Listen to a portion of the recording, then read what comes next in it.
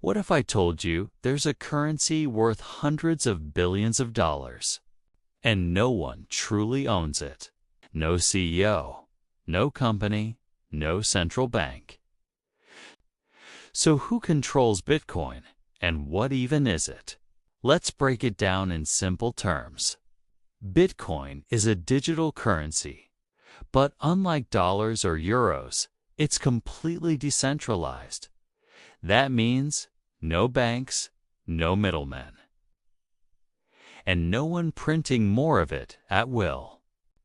It was introduced in 2009 by someone or some group called Satoshi Nakamoto. Yeah, no one knows who that really is. Their identity is still a mystery. Bitcoin runs on something called blockchain, a public digital ledger. Every transaction is recorded on it, and it's completely transparent.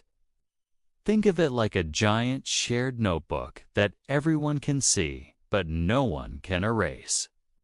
Who controls Bitcoin? Here's the twist. No single person or organization controls Bitcoin. It's maintained by thousands of computers called nodes spread across the globe. Miners use powerful computers to solve complex puzzles. When they solve one, they validate a transaction and add a new block to the chain. For their work, they're rewarded with YIP Bitcoin. So, who's in charge? The answer? The network itself. Changes to Bitcoin require majority agreement from the community. No boardrooms. No governments, just code and consensus. It's like a democracy, but for money.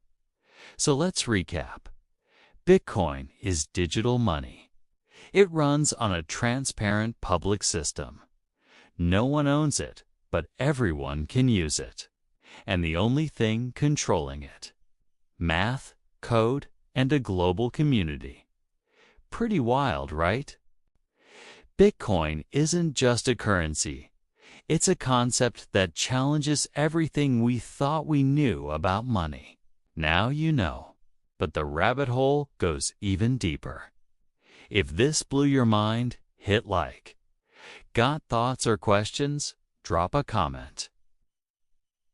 Share this with a friend who still thinks Bitcoin is just video game money. And don't forget to subscribe for more videos that satisfy your curiosity.